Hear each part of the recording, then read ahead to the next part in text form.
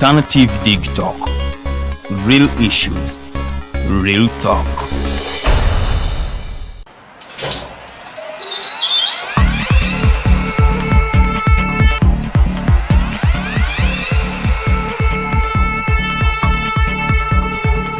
You have got to get up pretty early to go do something.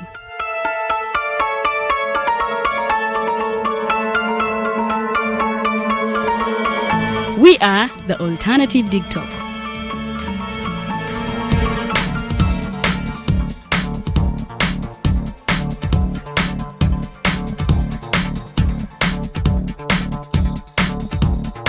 With our mobile studios, we are redefining TV presentation just as technology is setting the pace. We are blending our approach with fresh, perspectively designed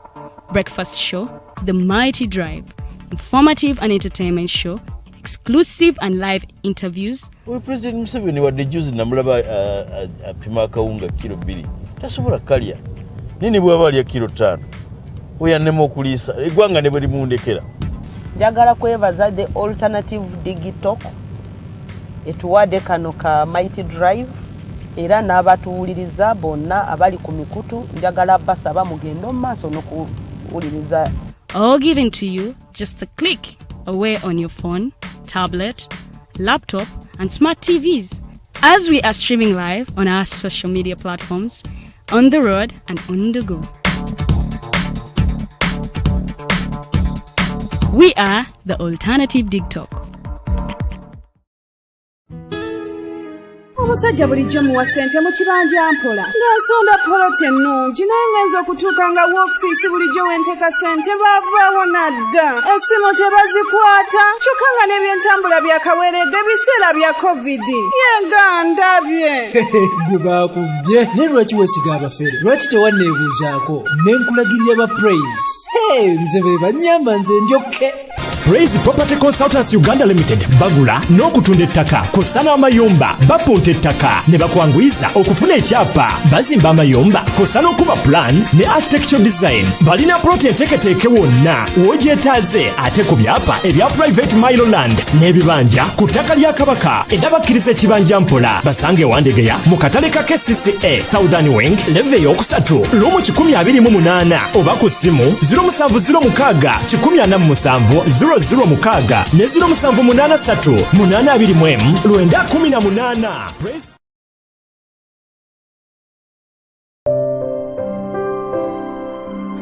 Hey Ugandans, I'm Lieutenant Colonel Dewa Kiki, the Deputy Defense Spokesperson and actually the Deputy Spokesperson for the Uganda People's Defense Forces.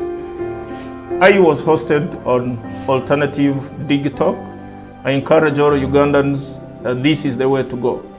Always watch, participate, give your views and ask questions on Alternative Dig Talk. Dig Talk, the way to go.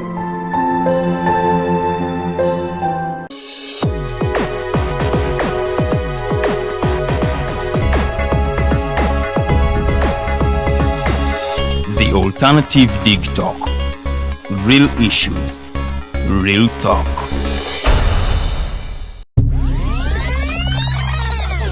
Uganda is born again. Mubirabye. Mubiwulidde. And you will see what NRM means. We are going to crush those criminals. Mubyenyigiddemu. We are simply peacefully telling our people, say no to rigged elections. Ebimu mubitegeera. Naffe tusobola okutiisatiisa abo abatiisatiisa. Oba oli awo ng'abamu mugwamu bigwe.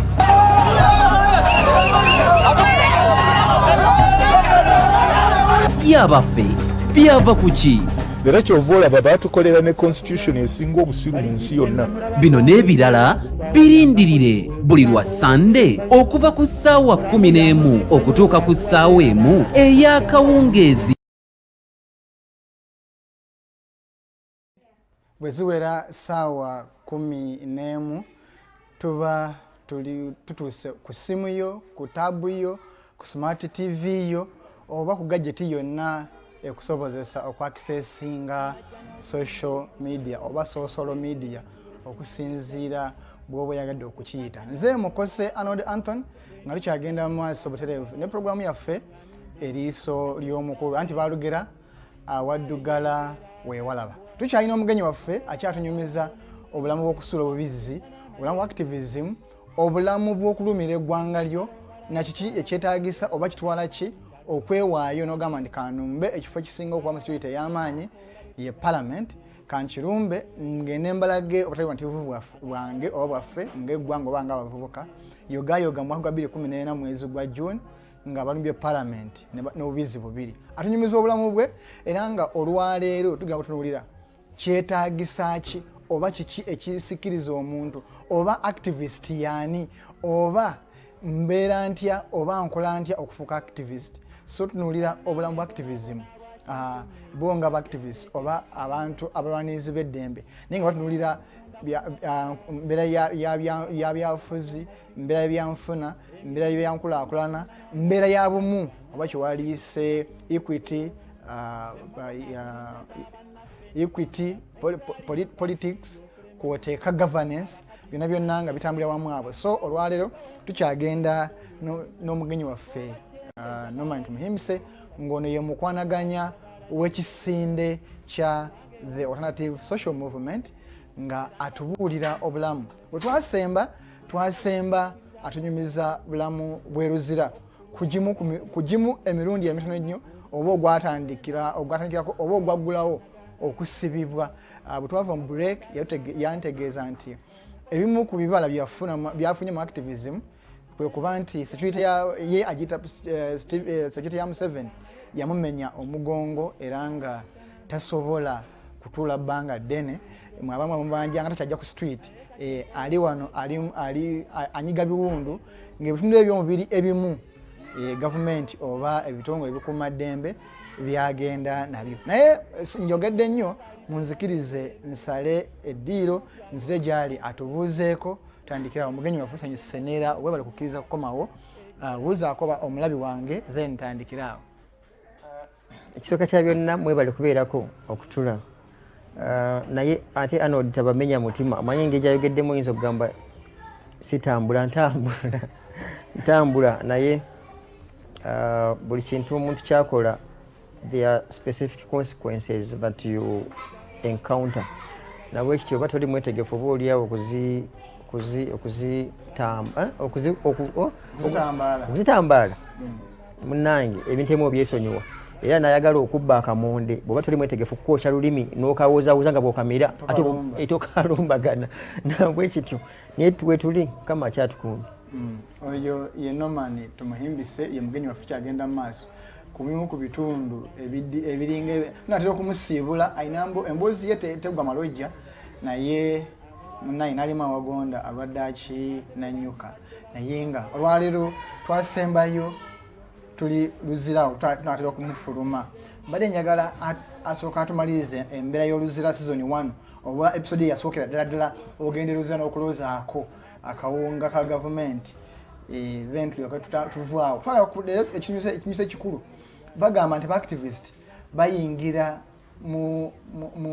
mbeera gye bagamba nti balwanira ddembe balwanira ggwanga lyabwe naye nga banoonyamu kasente twagala tumanyi yalya mmeka ani yazimuwa yazijjawa wemanzi yeetaaga mpitawa bw'aba teyalya lwaki talyanga kyekimugaana lwaki tagisikima nga tuludde bangi bafunye agafu abamu bazimye makalina abamu beevuga. Naye omugenyi waffe luli twasemba okyayiruzira olina ekigambo kyewakozesa wano n'okutuusa olwaleero ku luyange eseka buli lwokyogeresa ndaba omu kubaweerezaawo anyumiddwa agamba yongeramu awenyi. So mbadde njagala wennyini awo oba otandikira tugende mu maaso iwa wennyini ku biringi bambuuza kitegeeza ki sooka onyonyole biringi then eri ekigambo ekirala kiwatunyumiza atuvudde ku mpewo bagiyita MC Bweira RP Bweira then nokusika chapati RP cho okusika chapati mubaine flying pan mubayo n'amanda baine sigiri otubuli then tukufuluma luzira tudde ku mulamwa ogwalwalero. No literally buli society oba buli community ebeera ne zibayita slangs simanyi babeeranga bikubyo for lack of another word tutabeeranga mu kusoma ng'abamu omuceere baguyita madamu oba bijanjalo depending on where twabitanga busubi olaba ate kati porridge nga balina engeri bamuyitamu n'akawunga ng'abamu bakayita bulooka mutogenze kufuna bulooka ng'omanya bagenda ku kantini mu malinga dining amasomera g'ebbeeyi fe twabeeranga na dining so buli omu yabeeranga n'ebyo ebigundi ebikubyo byebifo byebintu ebimu kati n'abasibe nabo balina silangizi zaabwe in most cases ezibeera ku poliisi ate zanjawulo that's why bakazaako Luzira University of Understanding because the number plate ya motoka ya prisons eriyo kati eba bagezigezi nibakifuula University of Understanding meaning it W so kati silangizi zaabwe zanjawulo so twali tunyumya luli nga those silangizi simanga biringi where wabala mu foreign gwe n'ofika ng'oli omu nga weeterya biringi speed niwanika omukono kati bwojja batandika definitely okubuulira amateeka n'abakulu abatwala ward by the way that's one of the intros zokola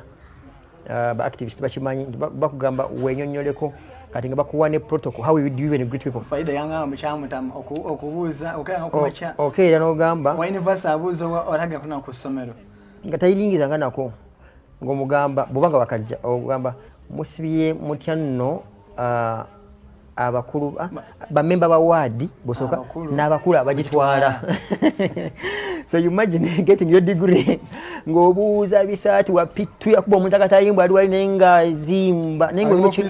ate okumanya bamanyira ngolumba kibakakatako mu kyoge mu Kiswahili wa member wa ward na viongozi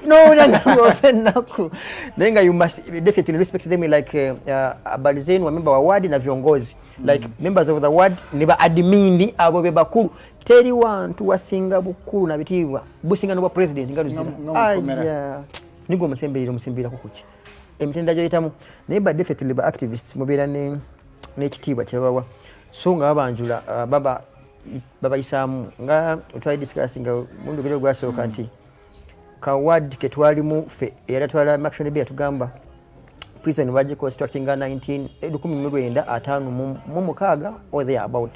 nga ka room kaino kusulamu abantu abiri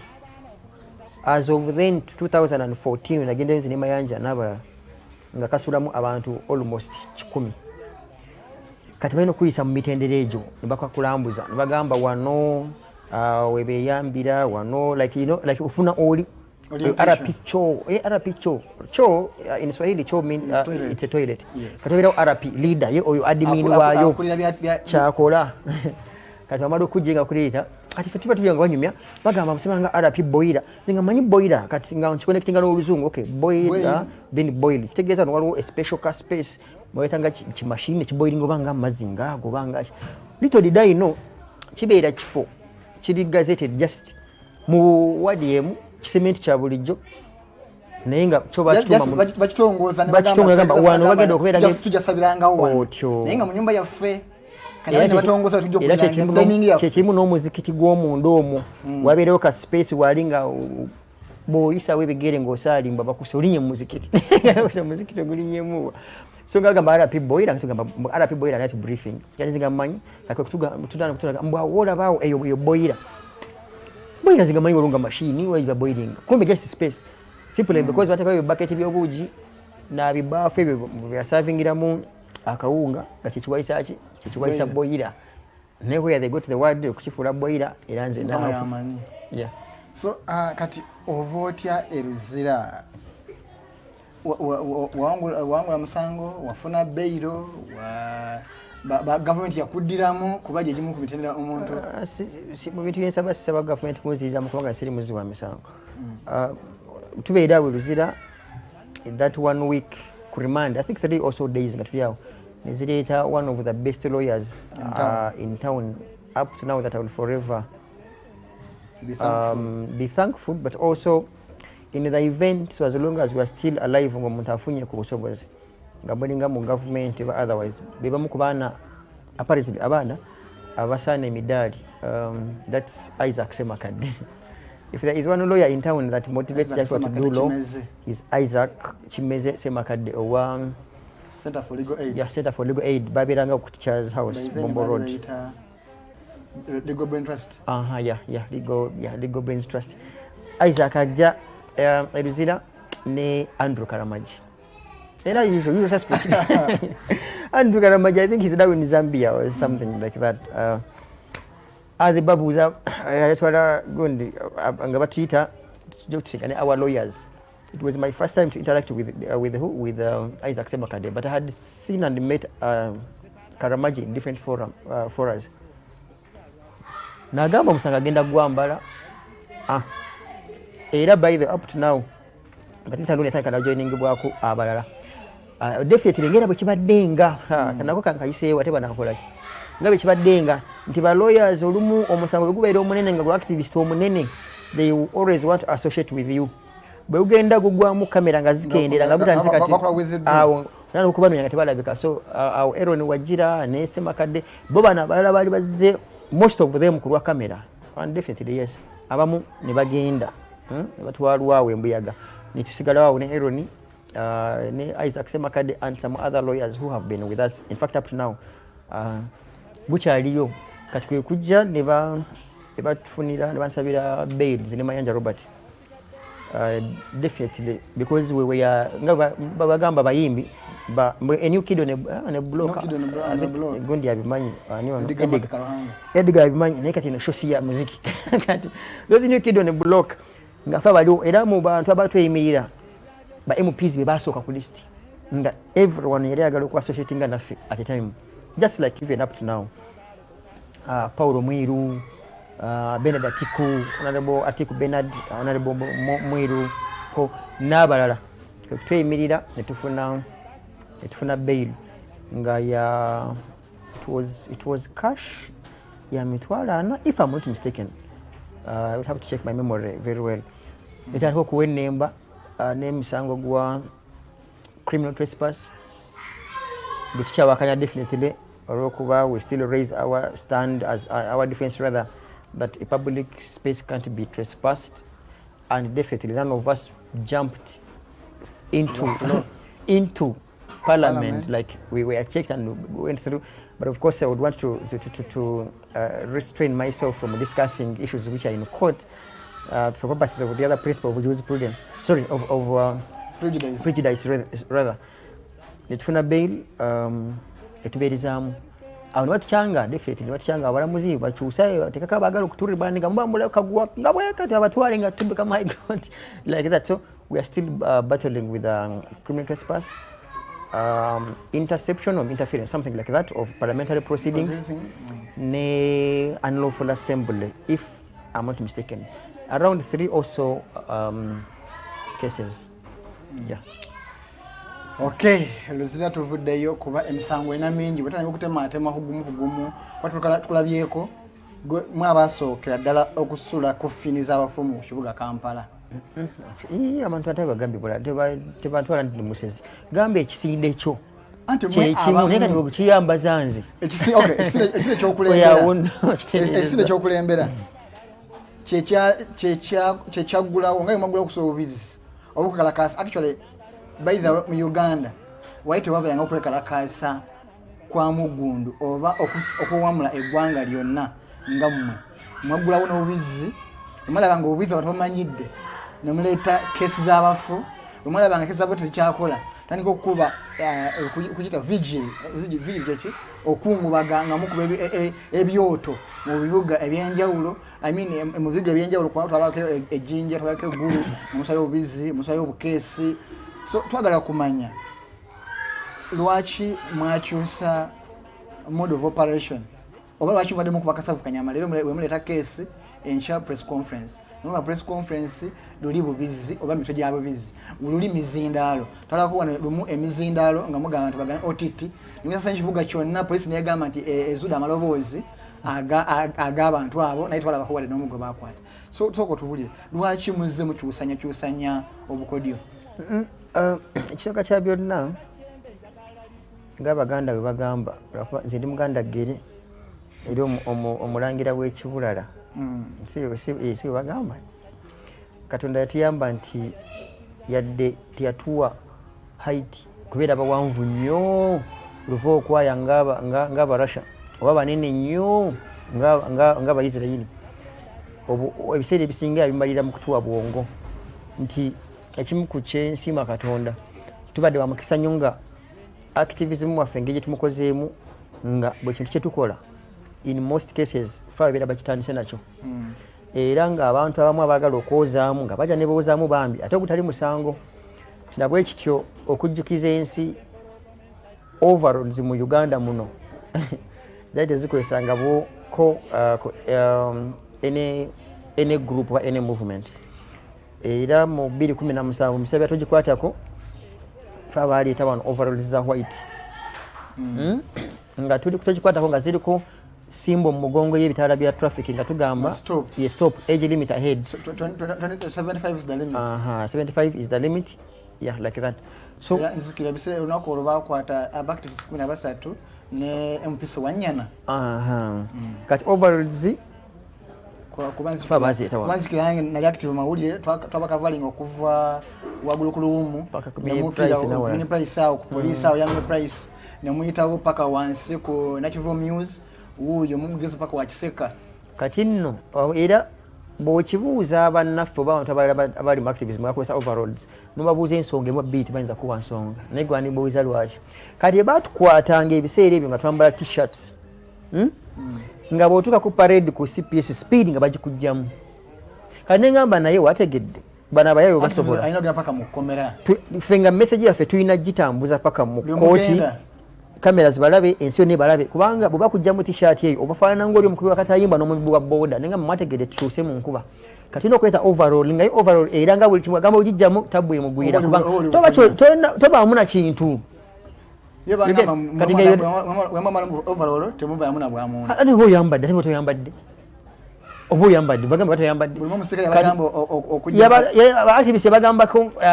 Ferdinand n'abalala enagala amatabu n'emugwira agamba musibe muntu wanguyize era nebaleta mu kooti nga bujulizi bwonna bwebwe ebigambo kwebiri nga tolina bwomugjamu ngoye. So etegera mukana akamanyira okutujjangamu engoye ne t-shirts ne tukafunira eddaga. Era kati mwabadde bambala overalls bwe muba muzambala mutege nti abakitandika mu Uganda wendi wano era ensonga lwaki tewakireeta kutwambulambula mu t-shirts zaffe twabeeranga ku street nga bakufuna kujja mu t-shirt because bo balaba eba already ebabuulira amazima ge batagala kulaba ane bwemutuka ku parade nga bagikujjamu. Kati twayita overalls ate overalls zaffe nga ejja lumu nga just erina kazipu just kakusibira eno kati tolina bwemujjamu. Era batugamba nga muleete abasibe mubaleetere engoye nga tubagamba bambadde tubagamba tebambadde mubalete nga tebalina awo nekibagwira. So tugenda okuintroducing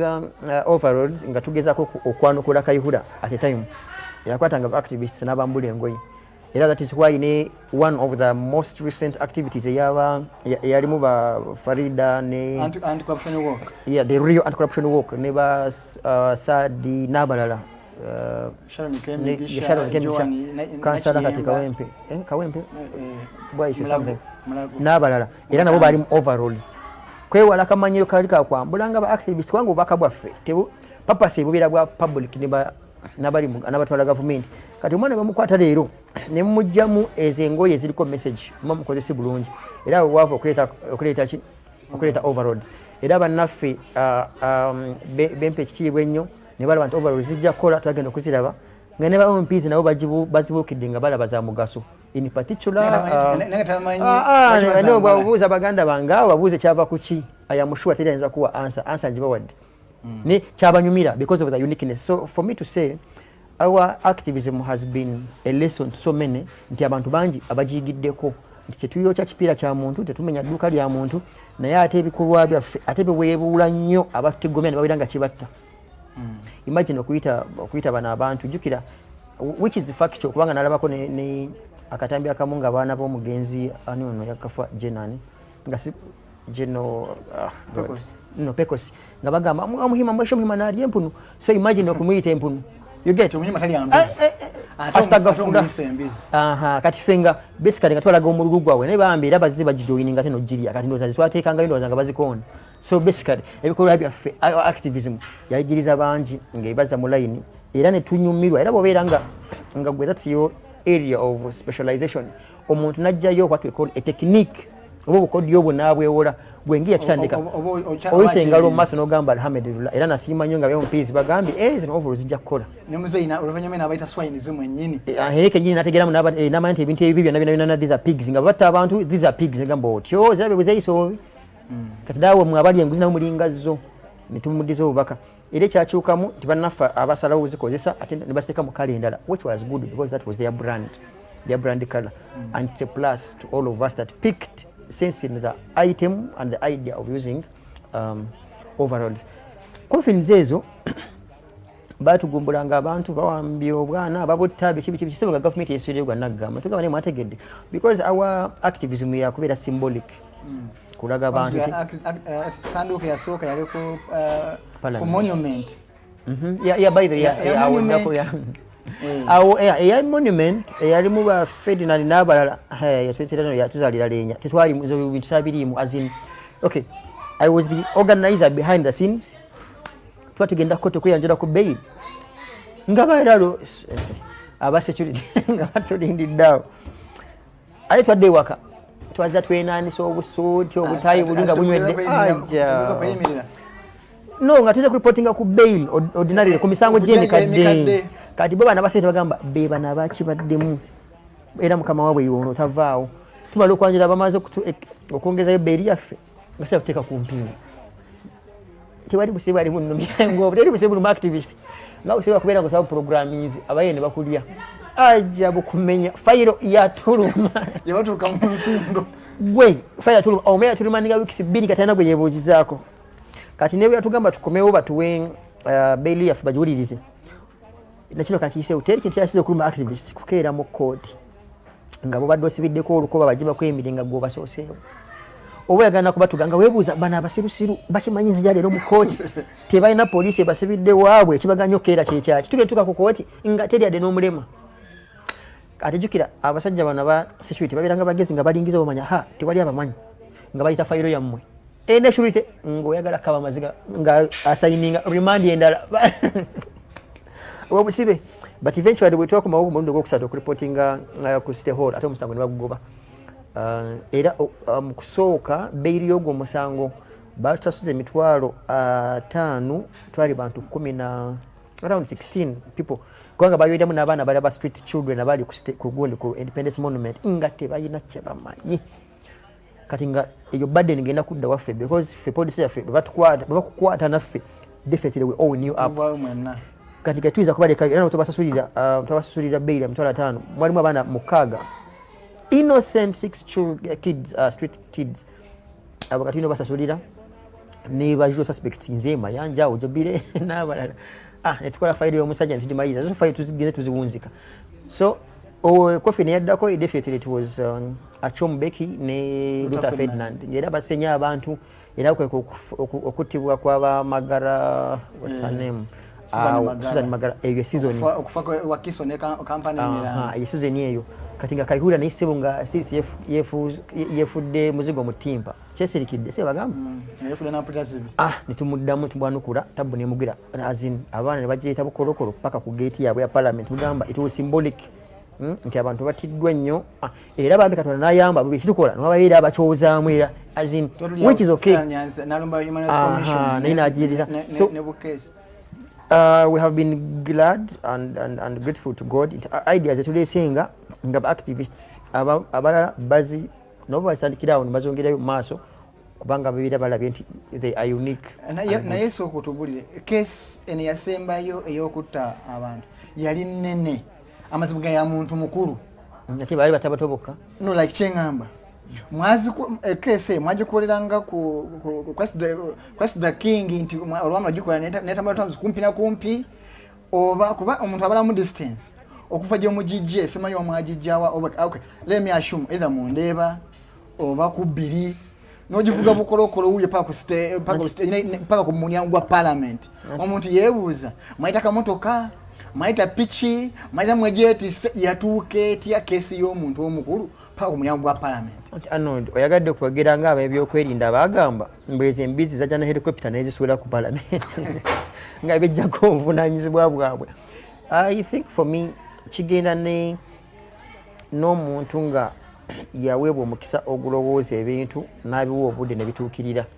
era nkyakiddamu singa neewaayo okudda ku street kiramba balina kamera zaabwe nga bwe beewaana nazo singa neewaayo okudda ku street teri activity gyinza kwagala kukola ya activism gye siyinza butakola neetabira successful. Remember principle yaffe eri nti agereke tukola ebintu byonna nga tubikola tumanyi tetumenya mateeka n'okukwatibwa kwaffe tuba tumaze okuteeka mu mutwe titugenda kukwatibwa era tuwewaayo nga tumanyi kyetukoze because bw'obikola n'odduka emisinde obanga yeefuula mbu gwe oli mumenyi wa misango olumizi wa misango olimenywa amateeka which is not with activists like us. So coffin ye twapulaninga tumanya einaggulibwa wano bweti ne bwati era bajja givuga bukolokolo paka mu town kubanga ne bweyagala givuga leero teri traffic agenda kuyimiza mbu akakase mu coffin mulimu ki ne bweyagala gitambuza kati so ne bagireeta bukolokolo paka ku parliament era ne bagyekangiraawo nenga bamu bata in fact nzijukira ku musango guli ogwasooka ogwa 2015 coffin yasooka ku Independence Monument ebiseera ebyo Kaweesi yali oba yali KMP sebo ne bagamba muno bagiteeke waggulu kupinga ku ofiisi teyagigo bya emisini kama mtu mufanyina mutaja auctioning era leta loan budget auctioning era police babanja sente za coffin eyo wanga omusango bagogoba budget auctioning bonate kama mu Google you'd see that police auctions activists coffin chiru record era sema academic yabanja ku bintu bya fitu byeyita kwa kyabikoyisa emirimu mingi coffin yafe bagitunda abayayi akasente ndoza ne bakawa police. So issue eri nti bitwanga tuna kitwagala okola tukikola because tumanyi tukikola mu butali bumenyi bwa mateeka naye okuyamba bano bitu byatwe mulugunyako okutereeza ebabigenza obubi. Abalungi abatulaba emboozi amazima yeewuunyisa byampuna naye nga ate amazima bituufu naye emisango gyonna gyonna muzze mugiwangula buwanguzi bagigoba bugobi oba DPP oba ekitongole kiwaabi kiremerera okunoonyereza okutuuka ku kinyusi kyakyo kuba tukulabye bulungi oleese keesi tukukuta n'obubizi obujulizi bwe buli kiki ekiremesa emisango gino mukulabako okuba nti mugiwangula buli kaseera n'enkya ne mukomawo ate oba okyalina omusango omulala mu kooti ate n'okoma ku street nze mbadde mmanyi wali badde osooka kumalawo guno ne guggwa nolyokuoleeta omulala naye tuba tuli awo enkya wavudde mu kooti ate era tugenda okubulya ku street wayitawo enaku byolumala okufuna bail ate n'okoma ku street street mugifunamu babasasula babawa kiki challenge weeri obanga agamba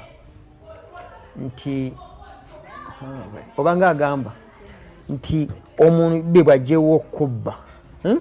n'omugirayo ejjambiya n'otaleko mugoba emisinde nti omubbi akuwa amagezi agambe naye wategedde bw'owulirayo omubbi omulala owokubiri nti gwe sooka ogobe nze ate tudduka kugoba oli kyotegeezezza. To say the analogy here is to say nti bano ababbi betulwanyisa betugoba bo yadde oli mu kooti tuliimu basigala bakola ebyambyoni. So fe activism yaffe ate jjukira bintu bijja bikyuka biba byanjawulo nti mujja kwagala okugobaganya aba MPs batte sente za mmotoka ate kyamuwulire minisita yeetise zino ate kosa kyamuwulire nti abantu babatimula kati mujja kutya omugambe tulina omusango gukyali ku hearing mu kooti katusooke tukwatiriremu oba wekubye ebbusu oba wekubye endobo. So n'ekirala gwe kyoyita nti n'obujulizi bwe buli gwe kyogera nga bwe kubanga gwe kyotwala ng'obujulizi kwata coffin kujja ku street but it goes beyond that. It's proving beyond reasonable doubt and saying nti coffin yange bwe twagireeta mu tawuni oba embizi zino ku parliament kituufu zaamenya amateeka gano teri muntu atuvunaana kuleeta mbizi mu tawuni. Naye omusango gw'obubizi kuliko n'omusango okumalako ebisolo eddembe lyabyo tetugubeeranga nako era bakimanyi nti basobola gusustaininga era bwe basobera babidroppinga kubanga nabo bamanya nti for sure these are human rights and definitely political activists bibogera gamazima kyemanyi ne DPP badde ewe mu buliri nga yeetooloola banywa kacyayi bwafuwa oluwa oba mukinabiro bayisibye tawula gamba tedde buno obwana twabusibye naye byayogedde bituufu ekyo kifo gye kikyuzaamu amaanyi ate sigumusa ebiri kubanga tutuukiriddwa tusinkana abalagamba kyekituufu naye engeri gye mukikolamu si yennuunyi tumubuuza tukikole tutya ng'okubba mukubba bulungi naffe tubawa amagezi kyamwani badde mutwala sente zino. So ng'obalaba nabo kibalumiza naye nga bakwate balina kyakukola balina kusaawo embeera nti kubanga yamushuwa Museveni would definitely ask kyemugamba temulina bye mwakutte bakoze kintu kino era sigumuseebiri ngamba olwo ekituuseewo ojjukira ezimu ze baasuula ku set house ne bano ne wakaba koloko ne bakabins nga mukaaga naye olwo ezo yetabwe n'engwira lwayo so bagamba nzijjukira omusirikale omunga munene nno nga ndi mu interrogation yagamba noman ne bwandi badde ng'ogeze buziizi orders abadde ziva president muteri muyinza kubanga temuyinawo suspect kali nga kyenkwasa sikuba nti nali directly involved much as it's my group that was involved nenga beetaaga owokulagayo ko mbwira bwakido tukutani kiragwe tukutte nenkuba weeks zange ennaku 16 17 Kira road nenga buli lunaku balo bajjanga nga eyatwala Kira road police nga bagamba amazima amatuufu ono nomani ali wano ku bantu aba Kayihura na Museveni wa Museveni ne Kayihura manade Museveni ali Belgium mu conference era kati omuntu gwanzo kumuta Kayihura nenkola file nentuuka enakuzungira mukonde zitako ne bivaako ne yabyera no when the overall alimu yakyogera bwatyo because I had been arrested by the notorious that time Herbert Muhanji naye se kusobera sebo naye yali awo nga naye asaba bail ku court martial nenseka bwe bakyogera ningamba kati with activism with the training zoba ofunye okwata obwongo bwo n'obutereeza bwanga wali obutunize mbugenda kudda waka encha n'otagenda bikumenya so what you do osoka tuninga n'ogamba ndi wano myezi 2 kati neba kuta after 2 weeks obeera mugumu eyo yavaako council ero nokuwandiika ekiwandiiko ekyamitale newe mufaamu yeyasooka ne bafuna obutakkaanya ebbaluwa era munaafuna obudde muli giposting ejja kusigala mu byafaayo nga Muhanji yekute bati mu mbinabina mu room 73 ku CPS nagamba this is no man I mean I thought you were even taller and bigger than whom I can see here naye ese kusobera nagamba he was the law just like so many others. I remember nchali mauli nagendayo nga following up just nagamba I am the law, I'm the state, I'm the government. I can make my laws today, break them tomorrow and nobody can charge me. You Herbert Muhanji nga ina masimu nga like 40 phones nga bera picking and nebambi ense kusobera naba Muhanji kugundi kumagulire nga ali kujeno kweti masho nga badde sapatu ngase naye wani ko mukono mbayagala mukiriza yogere era bwe bamala okumuwa bail bibatukola nga benyini nadona mukwata military ndamu ne mulona mukoti nga ne mahirisi wa mukwata ninga sebagira kompimwe nga enze nali manyi wazimu ambaza zisaanuka ninga Muhanji byaddala era simanyi ali Muhanji nkutumiddeko kimanyi should be there suffering anyway obali wiki ona wali ne bwe yavaine musindika ka message ku WhatsApp ne ngamba seka nabo 70 ngozi kwata ninga zede ni ka wave era naitanga nawo olumo mu motoka nganjaga nkube ngombe nganjaga muite Muhanji awo kugendo kwati wano ku military barracks because amusho amusibiranga nganjaga muite mukubiremu mujukize ninga teyetalanga ne wali awo so basically life is tricky you have to do what the law requires you to do so once you have that pistol enabo pips obotoji babu miusa ngoli munene ense echuka. So that's what happened nti bitwakolanga twabezanga tubikola because twabelanga ne conviction ebikola era ntubeza nga tubitambuza nga ebirina okubeera ng'ekyo kikugumya nti kyokola kituufu kiki nakugambe mu kusooka nti bwobeera ngaawo nga ekyatu consolinga nga ng'omanya nti adde bakusibye nino ono akusibye akimanyi mu mutima nti kyakola kikyamu naye okuba ayagala kukola accountability alina okukikola that is why emisango egisinga to be specific omusango gwa parliament kufa 2014 gukyagenda mu maaso mu kooti because tebalina bujulizi ate bakimanyi buli bagezaako okuleeta emitwe badekana nga tubagamba temutukize tulambule parliament balage defense yaffe era by the child lemesiza omusango gwogenda mu maaso twawandiikira omuwaabi wa gavumenti tumugamba ku kwewoozaako kwaffe twagala kuddamu script nga bwe yali tujja okusobola okubategeeza kyagenda mu maaso kati ne beebuuza batukize tuddemu tupaintinga obubizi bwaffe buto tuddemu buto tukyalire wennyini tubalage ne butatuuka bagamba muli basiru kugamba bwe mulikkiriza kubanga twayita wano nekitabo rekodi zimwe kubanga era etteeka lyerimu likugamba nti gwewaloopa omwowaabirwa anakkirizibwanga okukozesa buli kintu ekiba kisobose nga kijja musobozesa okwejja ku musango ogwo nga ffe kitwalinawo batukkirize batwele chance endala egi kamera zibeewo buli kimu tukyeba acting nga bwe kyali tubabuuze mwemba mulaba ono twamenyawo nga tuyingira ne bapyanta emisinde teyagala kukiwuliramu gye tuli mu kooti teri ayagala kukiwulira nti bali mu kooti olwokuba nti ne gavumenti yennyini etya okuddamu okulambuuza oba okukkiriza abawaabi okusula obubizi obwasooka mu 2014 babazanyiramu kafirimu nga bwe kaali tukyagenda mu maaso eddakiika ebula 17 awo watyo tuggalawo sheeno naye mbategeeza bweyagala ogula ettaka gwe oli bweru okola Uganda bakuferako tebakuferangako yakutuusa ekirooto kyakwezimbira manye bagamba nti akezimbira tekaba kato so bwotuukira ogamba nti bakwezimbira kitegeeza ava okuze ndowooza ke kaseera onoonye abantu abeesigwa onoonye abantu abakugu abali mu guno oyinza obanga naawe ettaka olirina naye nga oyagala banalilevelinga oba olirina naye nga tolina pulaani yaayo oba olina pulaani y'ennyumba naye nga oyagala bakugu bakugambe nti ennyumba yo gitunuze wano gitunuze eno oba wano wagendawo ya mizigo 3 oba wagendawo ya bisenge 5 tutegeeza nti Praise Property Consultants Uganda Limited bebakugu bokka abeesigika nti niwonaba oli bweru ojja kwogera nabo ku WhatsApp ku masimu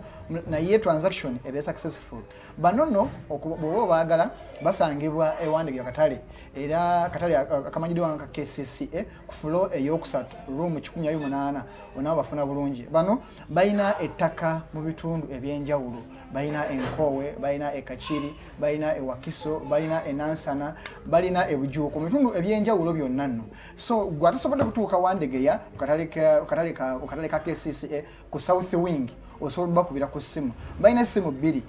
ya kyamukisa mulungi nti ezimu zina ku WhatsApp so osobola okufuna ku WhatsApp oba ku simu yennyini okusobola okufuna aba Praise Property Consultants Uganda Limited bano nno basanga ku 076 14 706 076 14 706 gwa MTN then another wa Airtel naye gwa MTN ojja bafuna ku 073 82 19 18 073 19 18 beba Praise Property Consultants abasangibwa ewandege ya kufulo eyokusatu ku South Wing room 128 ku katale ka KCCA akewandege omugenyi waffe tukyagenda mu maaso oba kyatugamba ku nsonga zino zonna twagala tubuulire obwembanya kubeera activist anyanza sula nfuniramu wa ojja kutya oyagala misaala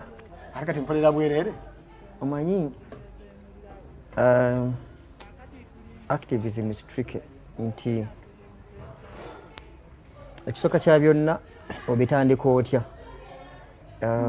ekisooka kya byonna n'osaba Katonda nakuwa obwongo obwawula ku bituufu n'ebikyamu mu ggwanga lyo kubanga teri activist teri muntu rather atalina bwongo bwawula bituufu ku bikyamu alinza okkeera olunaku olumu n'akola activism so criteria number 1 kusaba Katonda akuwa obwongo bwawula ebituufu ku bikyamu Katonda n'akubuulira n'akuwa obwongo butegeera obuvunaanyizibwa bwa gavumenti n'obuvunaanyizibwa bw'omutuuze bw'omunnansi right citizen munnansi mutuuze munnansi bw'amala obbikuwa n'akuwa era obwongo obubeera n'obuvumu obubuuza ebibuuzo ebikakali batagala kubuuzibwa kasobeera ne lwaki why corruption why the joblessness why this why I can assure you okera ku macha ngwedde street naye obanga toyina bwongo bwawula bintu ebyo obeera ng'ogamba tusaba gavumenti etuyambe tusaba mukulu Besigye atuyambe tusaba Honorable Kyagulanyi atuyambe nga gw'osigala ewaka naye kasa buli obulumi bukutuuka ku busomyo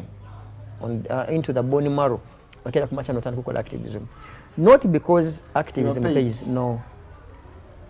because it pays in a long run in this way nti singa olwana ennyo nti amalwaliro tegaliimu ddagala ne balireeta oba osasuddwa singa olwanayo nti n'oluguudo lwekonge buziga biki ebinya bitwitiddeko n'enfuufu nemwekalakasa ne mulusimamu ebinnya ebirala n'ebitooke ne balukola oba osasuddwa but also to add singa Katonda akuyamba n'obaako step gy'otuuseeko n'obukugu bw'ofunye wano n'ebule oba newa eventually obeera nga consultant kubanga otandika okuyitibwa mu misomo egy'enjawulo oba okutraininga abantu abalala and definitely you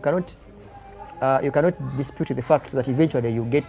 paid not because you are paid olwokuba nti you're activist you are paid because you got other skills you are an expert to train because nja kukyokulabirako ekyabantu abamu katonda batuyambye netusinkana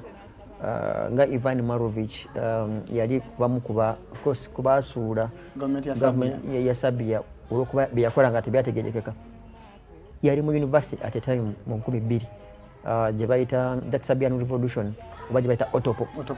omukuba yes omuku my trainers and others nti because he's a consultant in organizing and mobilizing n'ebirala bazin asasulwa kati naawe era katonda batuyamba ogame this is one of the last shows I will come here with the books I have contributed ngera buri nga my contribution on how we did this demonstration peacefully and in fact they have introduced as I speak now there is another module that talks about creative activism as in creative as you hear creative art you get I have contributed and I was paid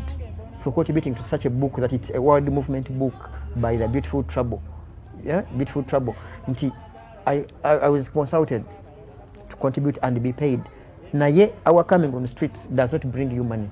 No, it brings you peace, justice and fairness once things are sorted by our okay, ngasina kubuuza abakigat activist. Nimwana mwe namwe mulimu bakigati namwe benyini namwe benyini olumutero kubuuza nomani waliwo ettooke nombuuza nze bagambe nze ni mulimu yasinga ndi wabukedde mbane nyinabira okubuuza activist yani like manya nti ndi activist kasitoba nga ekisooka kya byonna katonda bakwanga obwongo onobeera ne consciousness eyawula ebifuna ebikyamu ate n'otakomaawo that's why kwakati bano ojja kunteeka mu misomo egitali mirungi kusomesa. The word activism has these words. ACT, you act. But when you act, you activate. And you become active. Then you must become active. So the process through which you go through becomes activism. You get? So you can't be an activist. Goliwa kolia, onuna chigaro, ofuwampa. No. You must. No man or moto. Abakoze activism already is an activist. Yes, anata amaze okulaga obutali bumativu nti okeri omuwachi omuwa boto. Yes. Naye kyetulina nakyo clearinga mu media mu this show is that neba activists bali mu emitendera ngera namwe bwe mwina bakigati bw'okwesimira gamba no man nze nako okwata ba activists batukubye emigo gyobwere nawe ekitooka walwe ettooke nagala omubuuzi nze siina lusuku kati wabeeramu bali ngajja betuyita ba activists kangende kusiti bandabe bakabandabe abakutoro they call it kabandole maize basi kabandole maiwe chava anti mbu mbu bayagala nga tuline ku kitanda baggulu bamulole nga bwazze bwalinge ki basi ebiki bakaza kabandole kati waliwo activist nga yajja ayagala kufuna RCC RDC ayagala kikube afoke RCC bamulabe by the way ne bukitakwera ekyo oba oli bamulabe yesimba oyo yadde yesimbide mu opposition bamulonde olw'okuba akuba nyo street mbabuuza fe tulwanye nnyo tukipambanye batukubye nnyo emigo manye batukubye by the way mu 2015 awo abantu abasinga bali bamanyi nti njagala kwesimba 2016 era I shocked many kubanga speed gye twali tukerako activism ne mayanja ne team ya brotherhood at a time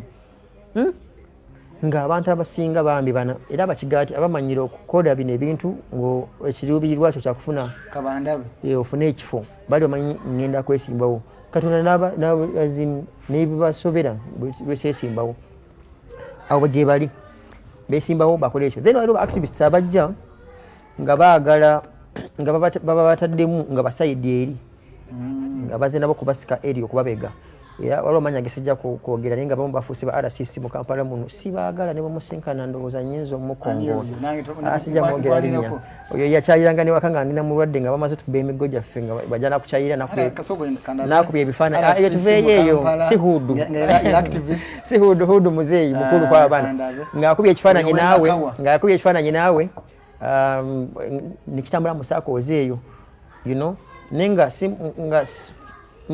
nze nga si kirungi ng'olumu ne conversation zammwe zonna zibaddenga nazo ku WhatsApp bwe mwagala okukola biki ogenda kubanga naffe bomanyi bagenda beerabira nga nabo bwe batubega naffe tubabega security yino kubanga ekimanyi bwe banga security yawa netegeera nga nawe wetekamu bambega naffe tukitekamu bambega era ogenda kulaba nga bi WhatsApp screenshots byonna nga bikomyewo ng'omwana nakugamba ye olunaku olumu walina wakagwe nga tiimu emu ng'enyumyamu okuteekateeka ogenda ku anti-corruption work ojikira omupoliisi yakayagamba nomani machi bikangamba bwe tutakituukiriza kino ngenda kuba mu Kampala nkikulekere tojjukira loudspeaker nengamba yakuba nimugambe nesimu ya mupoliisi yamanya mbeganyo nikiteka mu loudspeaker nagamba nomani tukukakasa tugenda bakwata nemugamba tutegedde bulungi enkya mu Kampala nega tugamba yabijjawa yalotanga kyogamba yaliko nabbi era activists abafe benyewe bamugamba nti mpulayirira nemugamba enja sawa 3 tungeri gye twalamu ebintu enja sawa 3 abaana bagenda kukitinga street ayo tojja bakwata nga bewaddeyo tekyatuukirira so nga nabo batubega naffe tubabega so waliwo eyo group ya activists then wabawo group endala nga yo eri ku mulamwa gulikiriya era group eyo sigenda bamenya manya abaana bamanyi nga bo ne government erebawadde ku ssente ne bawa n'emirimu ne bagaana nakulaga nti nze sigenda kuli omu twagala bino ebintu biteerere ffenna kubanga nze okutambulira mu V8 nga bannange bo bakyabonaabona eyo V8 ejja kunyamba bajja kujja bayisobola okujja ne bajja njokeramu pozi ngo mwena mukola ku kizibu kya ffenna kitasoboka awo n'owulira nga bakuvuma toyinza kufuuka nabbi sigwe Yesu gamba ye kambeere nga sinze Yesu yadde siri muganda we ne kameze mugakola kyekola semanyi kyekituufu ebyo nayo level gyeri tuli bakomeka bali basatu abajja okubabega abagali kigaati bawangule n'abalikiriya then wabaawo ne bano nga ye aba speed bwakipushinga nagamba nga tabikyuse naddayo mukulimu obutungulu n'entangawuzi butambala abo nabo bakwegendereza kubanga ye essaawa yonna yayinza okukozesa ensobi oyinza okwagala oyagala activity yo mugibale bulungi etuukewo like mu mwezi gumu weeks nga 2 ayagala etuukewo kati naye chances mwabo abasingira ddala ate nabo babeera bagala balabi bafune ekifo era bw'obalaba babandi nga tebawangudde ng'akivaamu bw'akikola ennyenye n'atafuuka MP oba LC kansala oba baki bw'akikola ennyo gavumenti etamuyita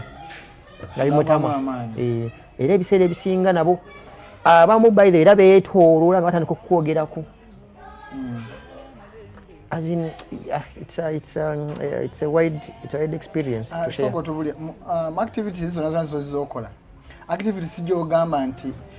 okay zonna zogamba ziba successful kuba ziba nakyo zituuseeko but when we are weighing success waliwo success singa kugirina waayo nogamba nti eno yali spab then nebayo gyogamba nti okusinziira ku gye njagala Victoria ne wini gye njagala eno sigifunye bulungi gyosobola okuratinga nga loss mezi activities nga tuwumbawumba activity kijogamba nti eno yali so high then otugambe neno nogamba okusinziira ku gravity oba level of achievement eno omuntu yakola nga balingi plannings then tubulye neri wajje government ya failing ama security ya failing ne muji withdrawing busy incidents biri ekisooka to be honest with you in the whole world teri activity generally nkoze nimpandika script nenjinjonyera gwe ngendo genda naye tuje executing naye nga kentakiriza nga teri muntu akkiriza netukiya ate nenyumira nga ya parliament season 1 parliament season 1 first episode ne season 2 ene yalimu colors zonna yayimu bakita ekintabuli cocktail ngeri mweza green neza yellow eza red FDC eso kubawa masimu ne lead of opposition nankubira nebagamba manyi betatulwanyisa ebintu bino mwena era bami nensima FDC at the time semuju nganda ne FDC batula semuju yatukana wandika article am observer abafulumiza polisi zabo ku kyemotoka and we were happy nti batuwulira nebagamba motoka FDC singa eribeze mu buyinza motoka zebaba MPs zibeeranga za loan naye bagenda okituukako ng'abaana bamaze bakyangana basiga yuno obwa bbulu you get ekyo nekiddawo naye waliwo ate olumu lwe twapanga omupango Ferdinand nga yali abekwasaganya ebiseera ebyo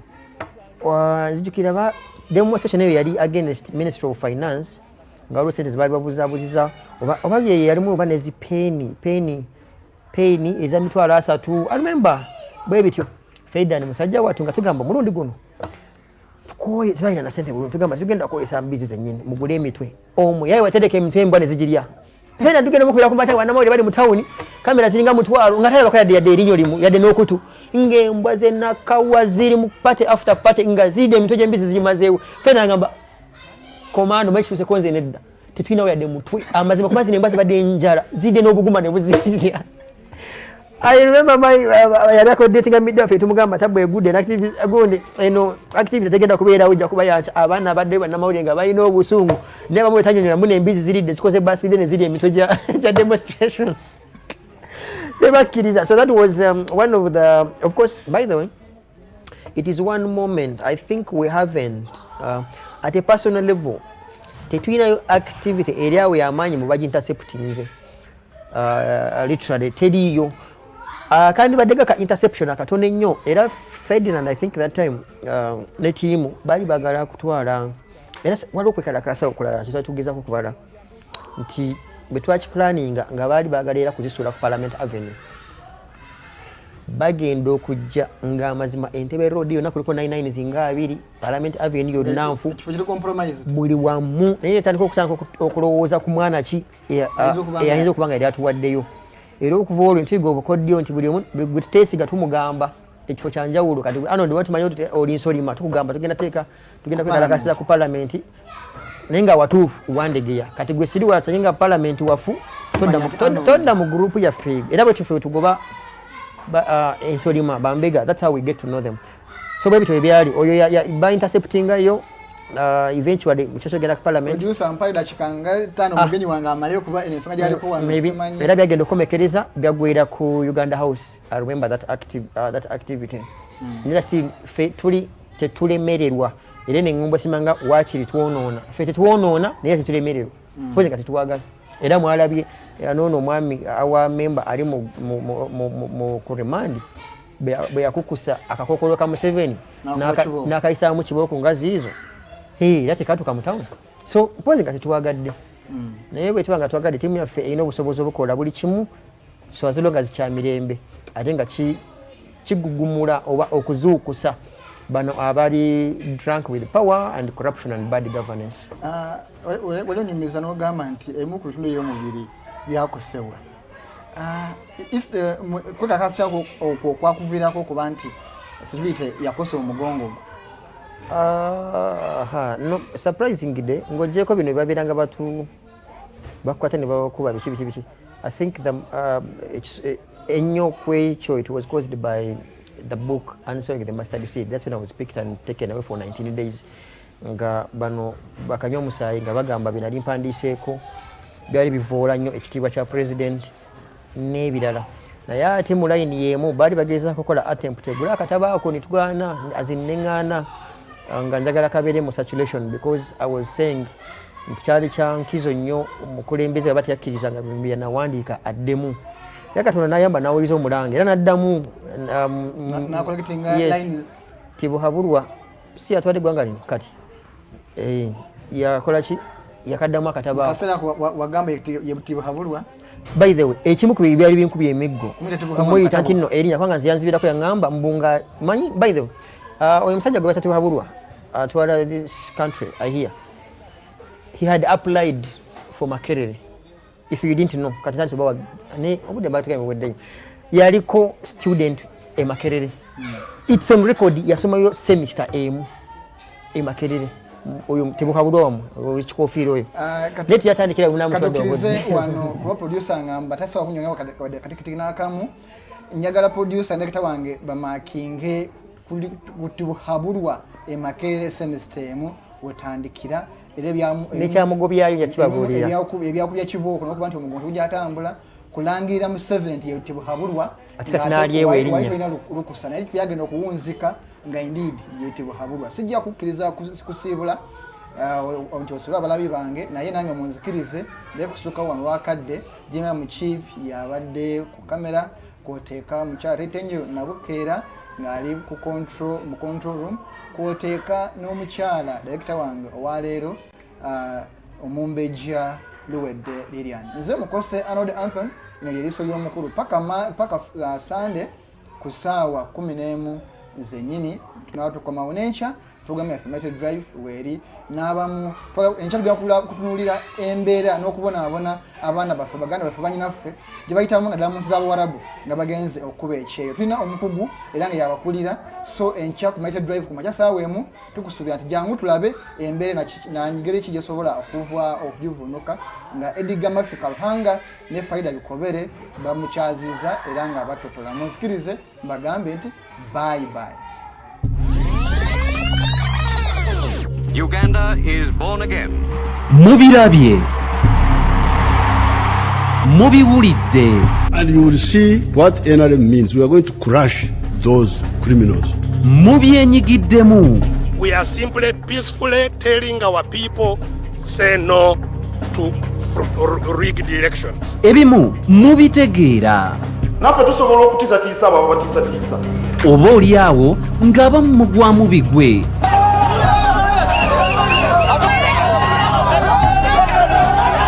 Byabaffe byava ku ki? Era kyova olaba baatukolera ne constitution esinga obusiru mu nsi yonna. Bino n'ebirala birindirire buli lwa Sande okuva ku ssaawa 11 okutuuka ku ssaawa 1 ey'akawungeezi.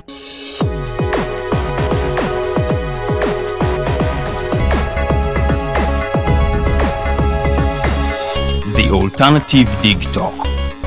Real issues, real talk.